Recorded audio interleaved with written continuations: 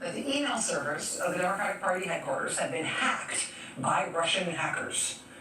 Then there was the news that voter registration systems in at least 2 states, or maybe 10 states, or maybe 20 states, had been probed or breached to some level by, again, hackers. By October, a month before the election, the United States intelligence agencies come out and said that while they couldn't agree on whether it was definitely the Russians behind those voter registration system hacks, they said they were confident that the Russians, the Russian government, had definitely directed the hacking of the DNC and other American political organizations in order to, quote, interfere with the U.S. election process. So the bizarre story, out of all the weird stuff that has ever happened in American elections, this story, our generation's story of the bizarre Russian hacking of our election, that story was at least starting to emerge in the weeks before the election. But at the same time, you know, as usual, as normal, there was this super contentious, fascinating presidential campaign going on. And that was very engrossing at the time. And it was not until after the election that the extent of the Russian involvement in our presidential election really came to light.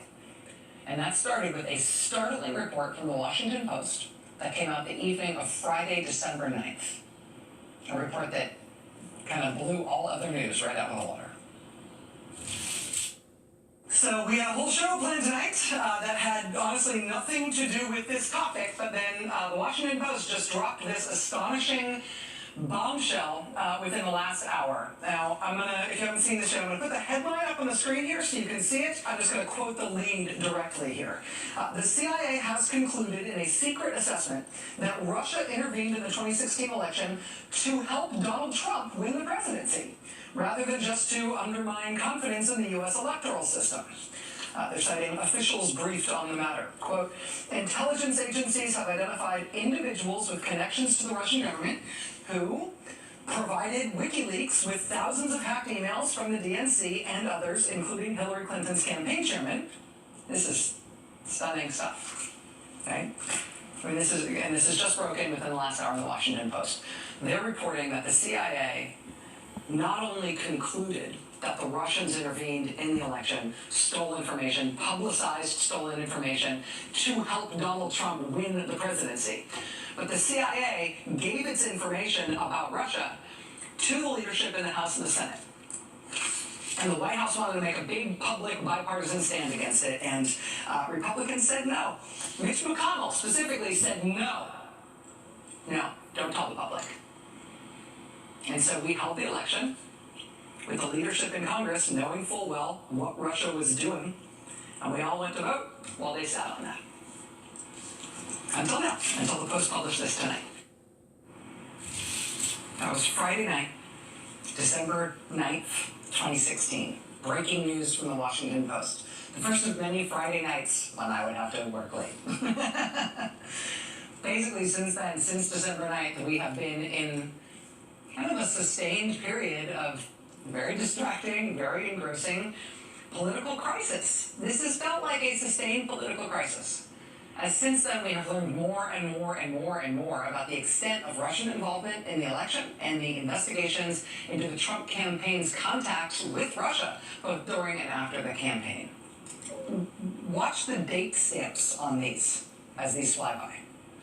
Just as we were coming on the air, we got news that the former CIA director, James Woolsey, tonight has abruptly quit the Trump transition team with no explanation. Tonight, after saying for weeks that there would be no Senate or House investigation of this matter.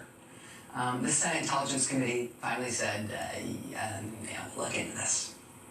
All of a sudden, this is starting to feel like the most important political story, certainly in the world, with 1 week to go before we are supposed to swear in Donald Trump as President of the United States. The New York Times has just published a story titled Intercepted Russian Communications, Part of Inquiry into Trump Associates. This is obviously a very inflammatory, very hot story. These new details coming out the eve of the inauguration is a bombshell. Okay, we have some major breaking news this evening.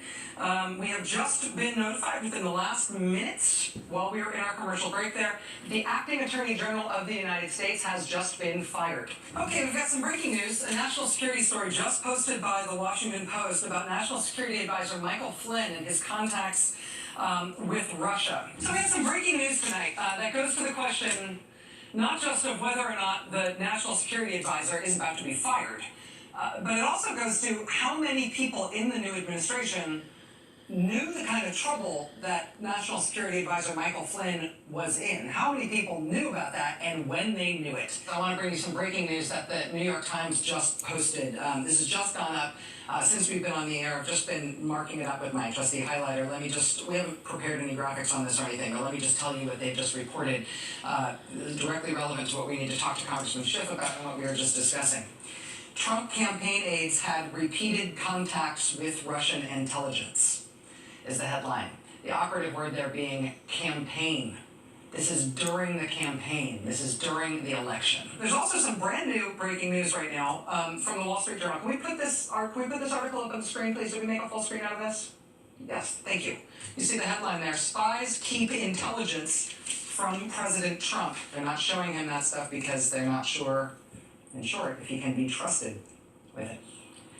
He's the president. The Washington Post breaking news just this evening that will, frankly, tie your socks in a knot. If you were thinking that maybe the whole Trump-Russia thing was going to be investigated impartially and aggressively by Congress, the two Republican chairmen of the intelligence committees in the House and the Senate, they have both tonight admitted to the Washington Post that they have been calling reporters off the record at the request of the White House to tell reporters that there's nothing to these stories. We interrupt this regularly scheduled broadcast for some breaking news tonight regarding Attorney General Jeff Sessions. We have just learned that Attorney General Jeff Sessions has agreed to amend his testimony.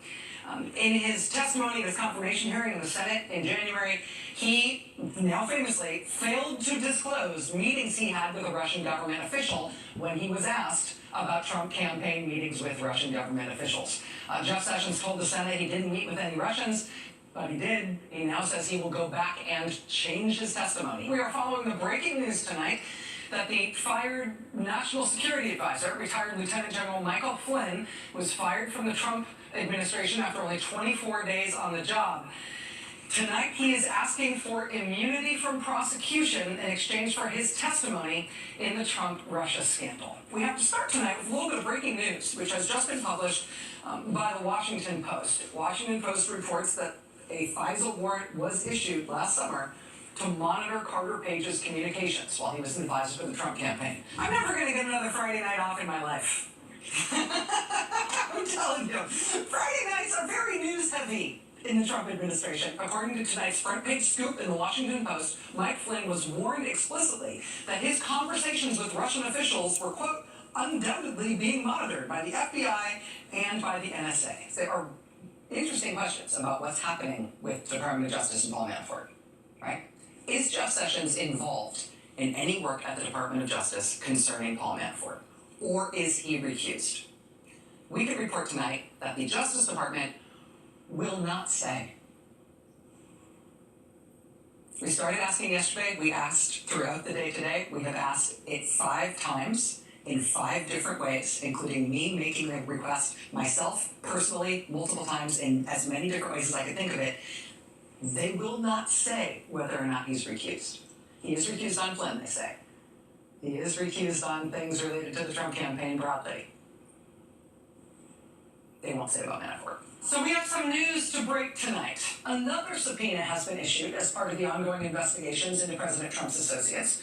Again, NBC News reporting exclusively tonight that federal investigators have subpoenaed records related to a $3.5 million loan taken out by former Trump campaign manager Paul Manafort last year. We got much more to come tonight, and actually, because this is our life now, substantive breaking news has just happened in the last couple of minutes. Because no night is complete anymore without several new major breaking news stories about the administration. Just in the last few minutes, we've gotten this new reporting from the New York Times, quoting from the Times. Michael Flynn told President Trump's transition team weeks before the inauguration that he was under federal investigation for secretly working as a paid lobbyist for Turkey during the campaign. It's happened again. All set to do a very specific show today. A block, B block, C block, all planned out. People booked, ready to go. The script's in. We know what reporting. We're ready. And all planned out. New breaking news. Throw everything out the window. This is the new schedule. This is how we work now. You wait long enough into the evening without getting too drunk to pay attention to the news, and you'll find that something breaks and changes your plan. Monday evening, it was President Trump passing on classified intelligence to the Russians in the Oval Office. Tuesday night, it was the existence of a memo from fired FBI Director James Comey describing a conversation in which he says the president asked him to back off the FBI investigation of former National Security Advisor Mike Flynn. Last night, it was the appointment of a special counsel to take over the Trump-Russia investigation. Now it's the fourth day of the week, and so now we got a new one.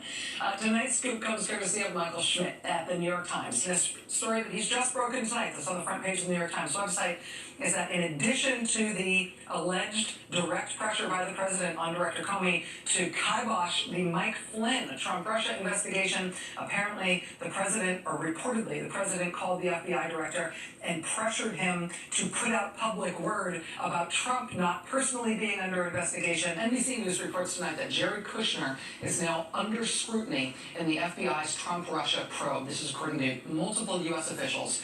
Those officials telling NBC News tonight that Jared Kushner is a person of interest. Welcome back to another Friday night of what seems like extraordinary news from the Trump-Russia inquiry, beginning with Reuters reporting that Special Counsel Robert Mueller is taking over the grand jury inquiry into Michael Flynn and the lobbying Flynn did for Turkey without registering as the agent of a foreign government, which is required under law. The AP then, with that report that Mueller could expand the probe to include Attorney General Jeff Sessions and Deputy Attorney General Rod Rosenstein for their roles in the firing of the FBI director. If Mueller wants to go in that direction, the Deputy AG, as we were just discussing, says Mueller has room to run.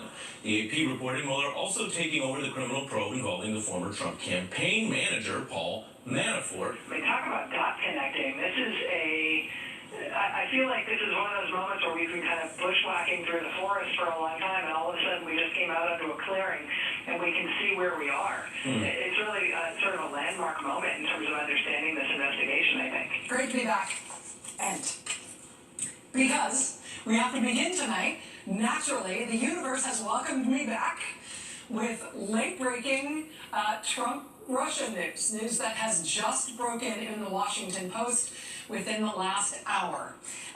According to tonight's Washington Post, yet another senior serving national security official in the U.S. government has reportedly now told associates that the president directed him, the president told him to intervene with the FBI to try to stop the Trump-Russia investigation. The new reporting tonight from the Washington Post, again, just out in the last hour, concerns not James Comey, but the nation's top intelligence official, the Director of National Intelligence, appointed by President Trump, former Senator Dan Coats. Tonight we have this brand new reporting from the New York Times about CIA Director Mike Pompeo and Trump National Security Advisor Mike Flynn. It concerns the question of what happened in the 18 days between the time when the acting Attorney General Sally Yates warned the White House that Mike Flynn was vulnerable to Russian blackmail.